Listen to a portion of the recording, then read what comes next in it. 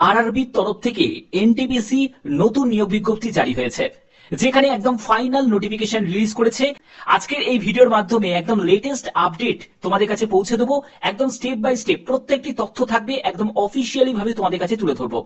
তো যারা যারা এই চ্যানেলের নতুন দর্শক, এখনো সাবস্ক্রাইব করোনি, তারা অবশ্যই চ্যানেলটিকে সাবস্ক্রাইব করে রাখো, বেল আইকনটাকে অল করে রাখো, কারণ এরকমই লেটেস্ট আপডেট তোমাদের জন্য প্রোভাইড করে থাকে। তো চলো একদম অফিসিয়াল নোটিফিকেশনে চলে যাচ্ছি।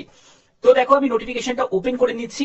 Government of India ministry of railway তরফ থেকে এই শর্ট নোটিফিকেশনটি রিলিজ করেছে, যেখানে 6/2025 আর 7/2025 গ্রাজুয়েট আন্ডার গ্রাজুয়েট দুটো কম্বাইন করেই কিন্তু তোমাদের নোটিফিকেশন রিলিজ হয়েছে।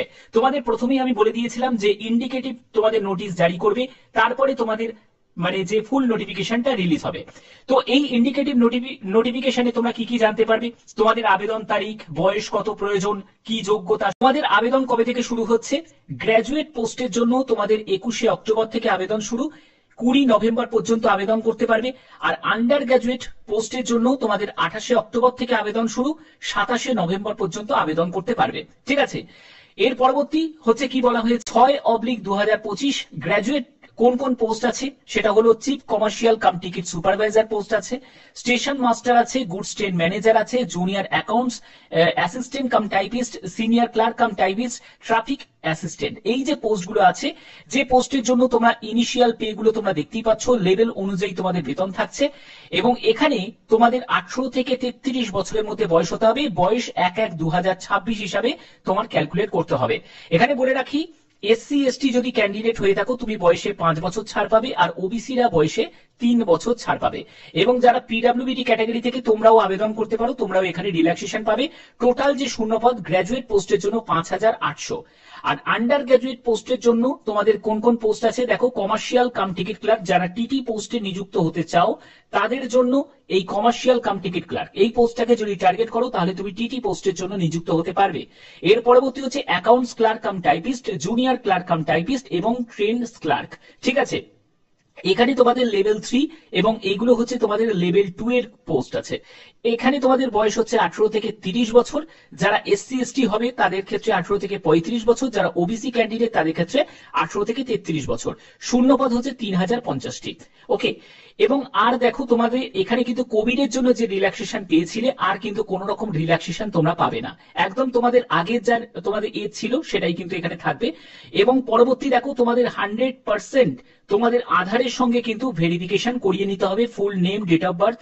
ঠিক আছে, এগুলো কিন্তু তোমাদের অবশ্যই ভেরিফাই করিয়ে নিতে হবে। যারা যারা এখনো করনি তারা করে নিতে পারবে।